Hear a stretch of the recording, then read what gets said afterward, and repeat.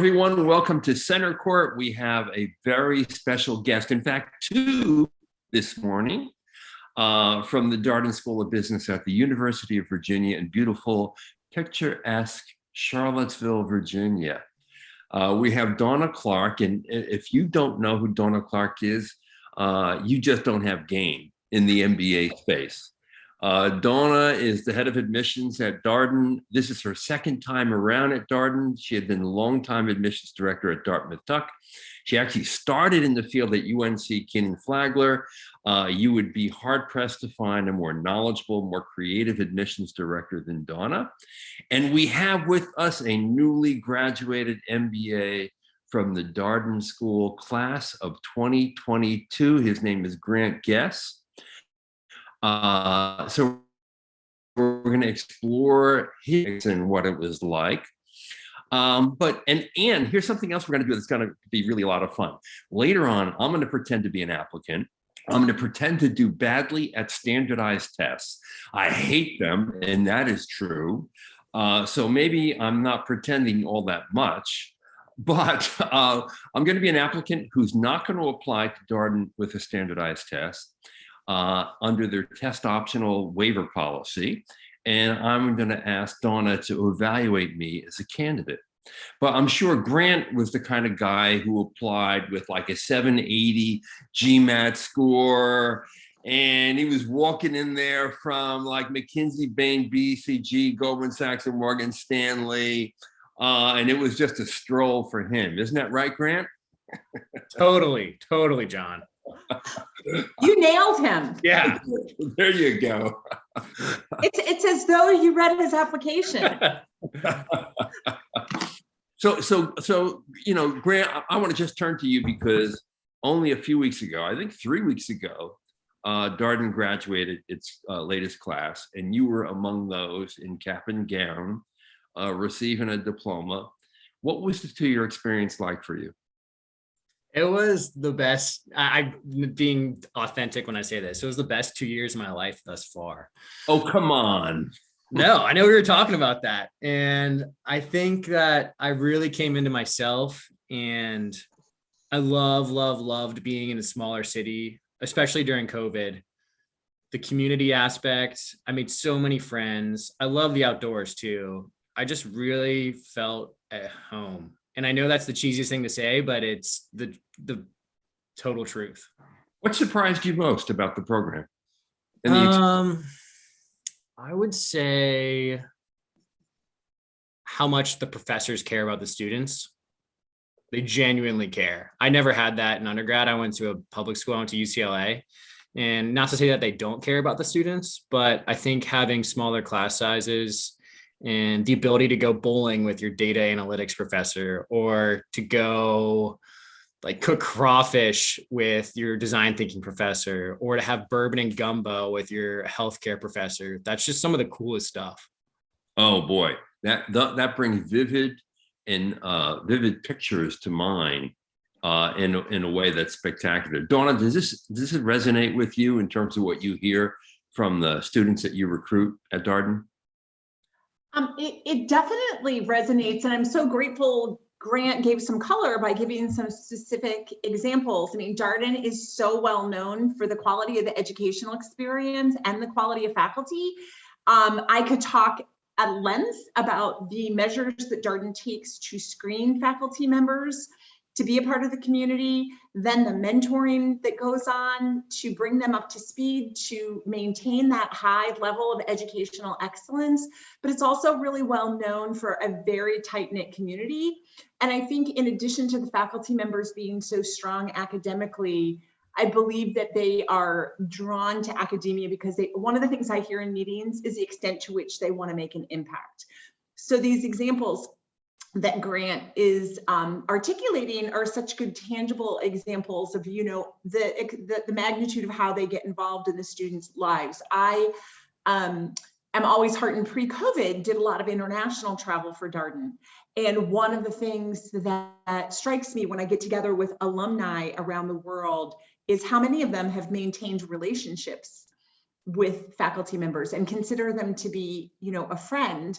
I was in New York recently for a board meeting, and there's a guy, Andy Bugas, who is has been, you know, graduated probably 30 to 35 years ago, and has breakfast with one of his professors in New York once a month. Then I had lunch with another Darden alum, Carson Kleberman, in New York, gets together with the same retired professor regularly too. So I think that they really want to make an impact in addition to being just stellar in the classroom. So appreciate all the examples that Grant gave. Yeah, I do too, because you know, a lot of people think of an MBA education as a commoditized education. You learn the same thing everywhere. And to some extent, that's true. But the real differentiator for me at Darden is the fact that you do have the best MBA teaching faculty in the world, full stop. And I seriously mean that, having looked at research and surveys of students and graduates over a quarter of a century. Because yes, I'm that old and I've been in this game for that long. Me too, John. I'm there with you. And I have sat in the Darden classroom. In fact, I've sat in classes all over the world at all the top business schools. And I can tell you without a doubt that the most engaged, most dynamic class discussions I've ever seen in the care and compassion that faculty have for every student in the class is not equaled anywhere else other than Darden. And it really is an amazing differentiator. I'm wondering, Donna, if you can you know, think about other things that make the Darden MBA experience stand apart. I do know the core is very rigorous. Many people might be surprised to know that I think the core at Darden is the most rigorous and the most difficult in the load of almost any MBA program. And the alumni will say, oh, the current crop like Grant have it easy, because when we were there, we had to read X number of case studies, blah, blah, blah. But what are some of the other things that make the place really stand out? Yeah, thanks so much for asking that question. Because I think that the rigor has kind of, I think to some extent, been a little bit overly magnified, you know, and so it is such a tight-knit community. I tell prospective students all the time, obviously their first point, decision point should be about the MBA program that they're choosing. And Grant and I can, you know, talk a lot about Darden, but you're also part of the broader University of Virginia institution and Charlottesville. And I guess I would emphasize that there are 9 professional schools at UVA. Students can cross-register and take up to 2 classes outside of Darden, in addition to all the options, you know, that are available in terms of elective classes at Darden. I really encourage people to try to the best of their ability to be not only a Darden student, but a University of Virginia student. There is so much to do here. The Miller Center, it studies US presidencies. I've seen some amazing guest speakers, Madeleine Albright, Bill Clinton, lots of political pundits and correspondents have come through. The Virginia Festival of the Film is one of the best film festivals that I've ever participated in. And Charlottesville is a wonderful place to live. We're in the foothills of the Blue Ridge Mountains. There's 41 vineyards. Rand McNally rated it as the #1 foodie town in the country. So I would say, because it's a case method school, some may perceive that to be as more rigorous. I think it's a very relevant skill set to develop. And to some people who haven't experienced it, it can be intimidating, but people on the other side often say, oh my gosh, they were really able to hit the ground running in their internships and their jobs. And it's one of the reasons recruiters are so passionate about coming back to Darden, but would really emphasize that you know, you're giving up, students are giving up their career for 21 months, and you want to develop as many skills and exposure as you possibly can. But I very much think that the program is balanced with fun, a really tight-knit community, and really encourage people to just get lost in spending some time researching UVA and Charlottesville. And then the last thing I'll say, and I'll turn it back to you and Grant, is that I love what Grant said in the opening, that there's two of the best years of his life. I hear that from alumni again and again. So whether, rigor and all, people refer to it so often as two of the best years of their life. So I think there's a lot of, a lot of good stuff that's happening in that time period. No, that's a really great cap to think about. I mean, how many people can look back on an experience and say, wow, those are the best years of my life, period. Now, Grant, 10, 15, 20 years from now, if I were to ask you, what are the three things that will still resonate with you from your 2-year MBA experience at Darden? What do you think you might say? First would be the relationships that I make and hopefully maintain.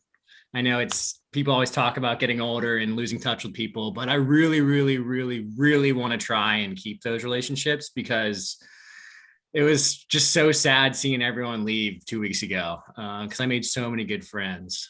The second would be all of the skills that I learned. So I didn't have a strong business background. I had no idea what a DCF was, or what a credit versus debit or any of that stuff was. And hey, DCF, for all of you who don't know, discounted cash flow analysis.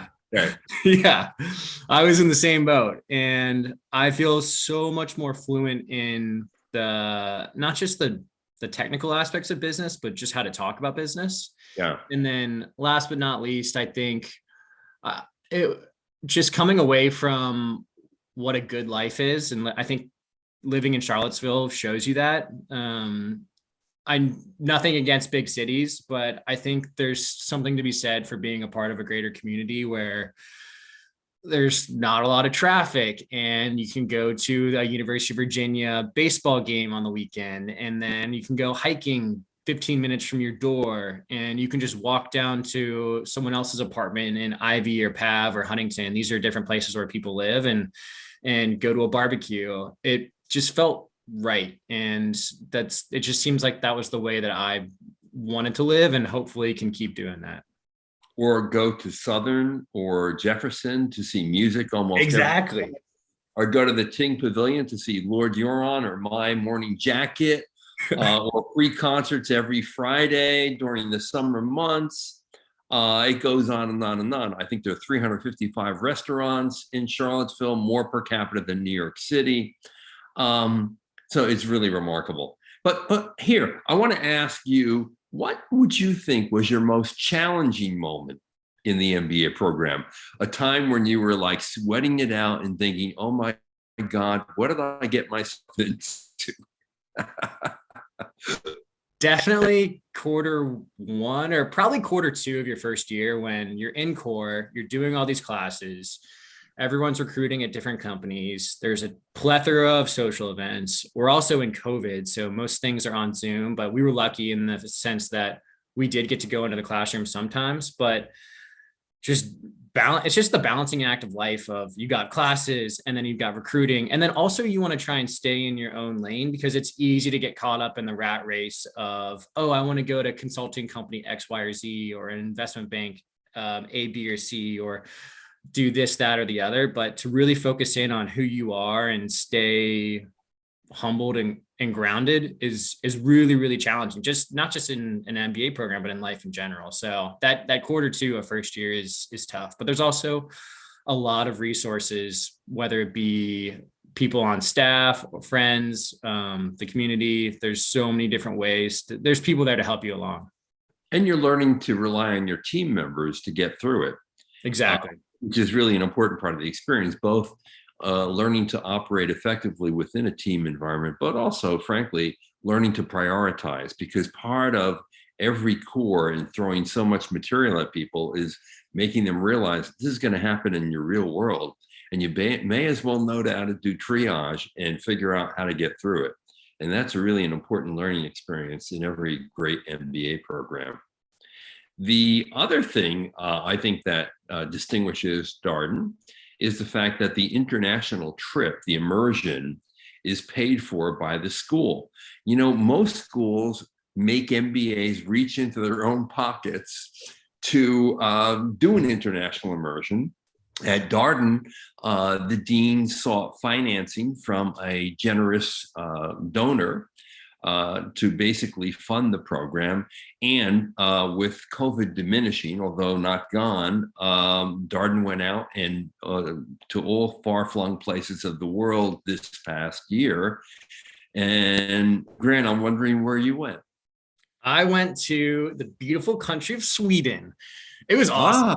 Yeah, I love that trip so much. I would do it again in a heartbeat. Not just because the programming was awesome and I got to meet a bunch of new people, but Sweden in general was awesome. We studied sustainability and entrepreneurship, so we got to visit a bunch of cool companies in the sustainability space. Went to some awesome restaurants, museums, and I think there was we had a larger group, so there was 60 or 70 of us. So 2 buses full, and you just get to meet other people who you otherwise wouldn't necessarily meet and develop those relationships. So that was a super cool part of it. And yeah, it was awesome. And Donna, where else did people go? I know the trip in Italy was actually hosted by the dean, Scott Beardsley, and one of my favorite Darden professors, Luca. Yes. What other places did Darden? Yes. Okay, so there was a group that went to Finland and Estonia. There was a group that went to Israel. Let's see, bear with me for a minute. Sweden, as Grant mentioned. Germany and Spain. Costa Rica as well. It's really interesting because even with the sort of aftermath or the tail end, hopefully, of COVID, Darden hit a record number of participants in the DWCs this year. We're really proud of this because a lot of schools were not able to offer them at all. And to your point earlier, Scott, our dean, Scott Beardsley, has a very strong international background and feels that among the many skills, Grant mentioned earlier that one of the things he'll take with him are the skills. And I know our dean feels really strongly that global skills are a really important component of the MBA experience. And he was really disheartened when he first got here that some people could afford to do it and some people could not. And he wanted to make these DWCs more accessible. So every student does get a $3,000 scholarship to participate in a DWC. And we had a group of students who went in March, and then another group just came back went and came back in May. Yeah, and I should point out that Dean Beardsley is a former senior partner at McKinsey who spent much of his career at McKinsey in Brussels. And he's a kid from Alaska, incidentally. So he really knows the value of a true global experience and why he really doubled down on this aspect of the program. Now, one of the things that is unusual about the Darden experience is the stand that both Dean Beardsley and Donna, you have taken in regards to standardized tests. You were really the first school to say, okay, look, does someone who has a master's degree or even a bachelor's degree from MIT in engineering or Cal Poly or Georgia Tech really need to prove to us that they can handle a quant work in an MBA program? And of course, they don't, because if they got out of those schools with a computer science or engineering degree, you know full well they can handle a quant in an MBA program. So why would you put them through the misery of a GMAT or even a GRE to prove something that they've already proven? And there are lots of other gateways into learning about whether or not a person can do the quant in an MBA program. So let's pretend I'm an MBA applicant. I hate standardized tests. I perform poorly in them, and I want an elite MBA program. I want the experience that Grant just had, but I can't bear to sit for a GMAT or a GRE. So I'm going to apply to Darden, and tell me what I have to do to get over the hurdle of not submitting a score to you. Sure. Well, John, thanks for sharing that trepidation about, taking a test. Big picture, Darden, I think we have a very progressive policy with regard to test flexibility and a test waiver process. Philosophically, we believe that it's 2022. As you mentioned, there are a multitude of ways a candidate can provide what we refer to as compelling alternative evidence that they can do well academically. And philosophically, having been in the industry, having worked at 3 top business schools for 35 years, I've just seen too many examples of stellar applicants who are not equally stellar standardized test takers.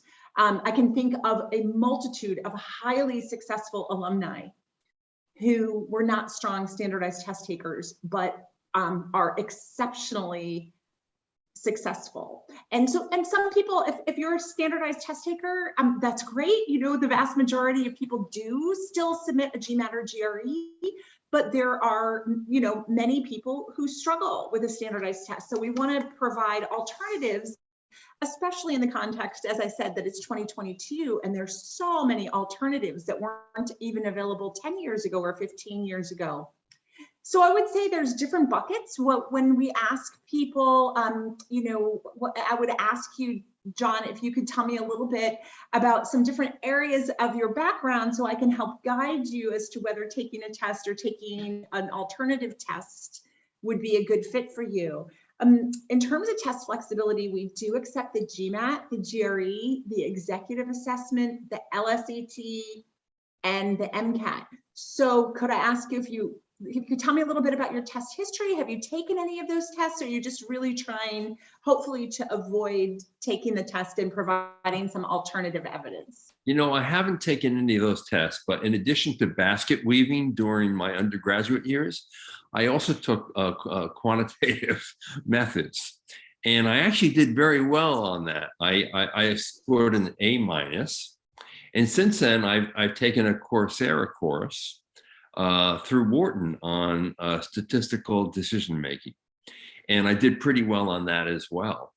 And I'm thinking of taking CORE, the Credential for Readiness, which is a series of 3 courses at Harvard online, just to get me more into the MBA mode. Meantime, while my work hasn't really demanded a lot of number crunching from me, obviously it's been unavoidable given the fact that I'm an analyst at one of the Wall Street banks. So what do you think?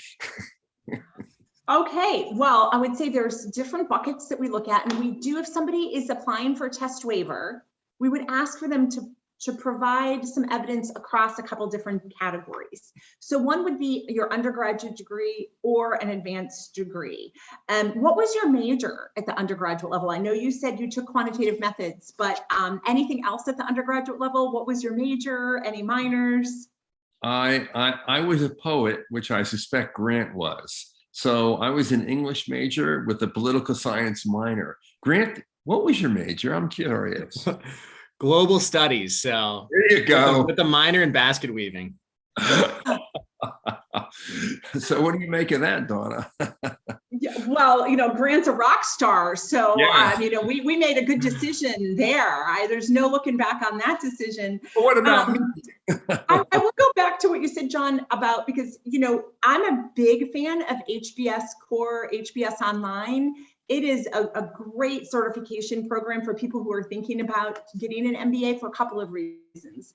And there are others too. HBS is not the only one. You know, we have Coursera classes at Darden. Wharton has a certification program, but I'm most familiar with HBS.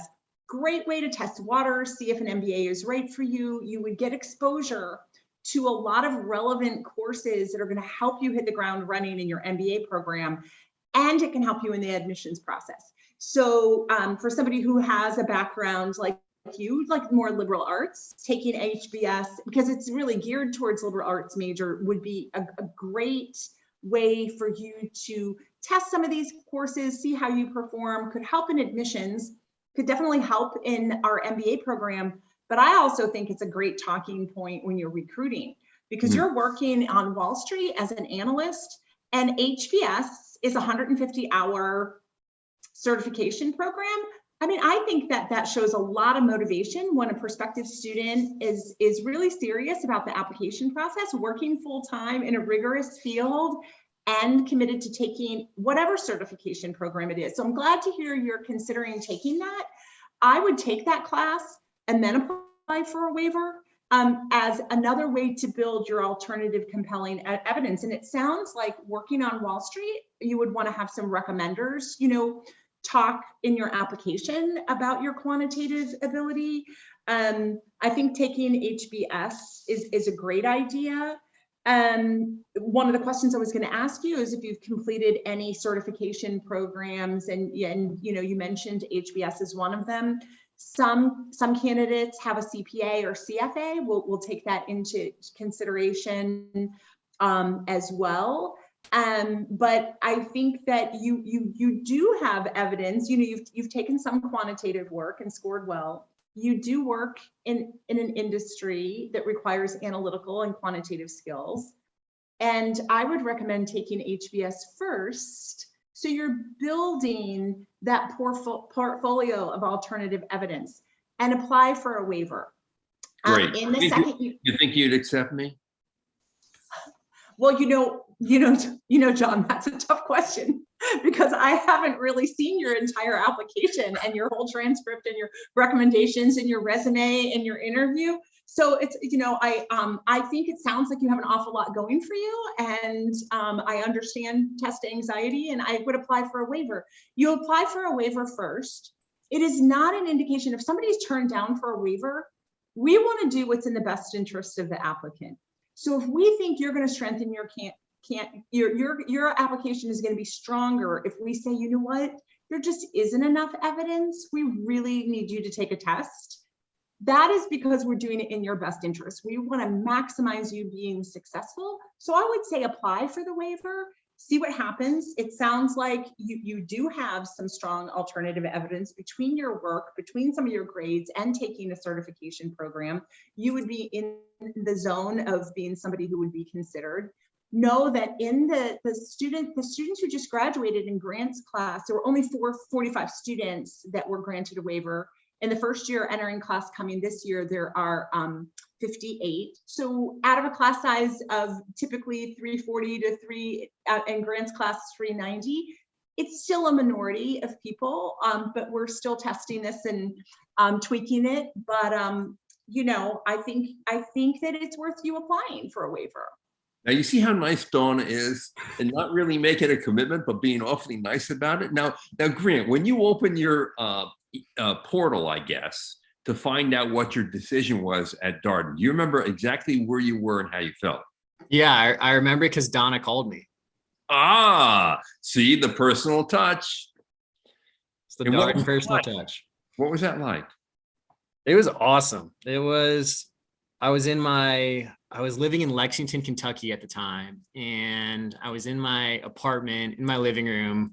I'd missed a call. I just gone for a run and I got back, and then I called the number back and it was Donna, and she was just classic bubbly personality, super smiley, congratulating me. And Darden was my number one choice to begin with. So it was a heck of a good day, John. So did you do the happy dance? Big time. Big time. All right, I can't believe it. I'm not doing the happy dance now because we're running out of time, and I wish we could go on for another half hour easily. But I hope everyone out there has gotten a real taste of what the MBA experience at Darden is like.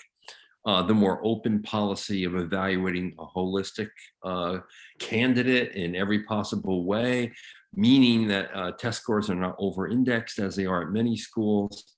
The learning experience at Darden is unique and special. You're going to be taught by the best MBA teaching faculty in the world, and you're going to be having that experience in one of a unique environment, a college town that's a little bit more than a college town, and a beautiful environment.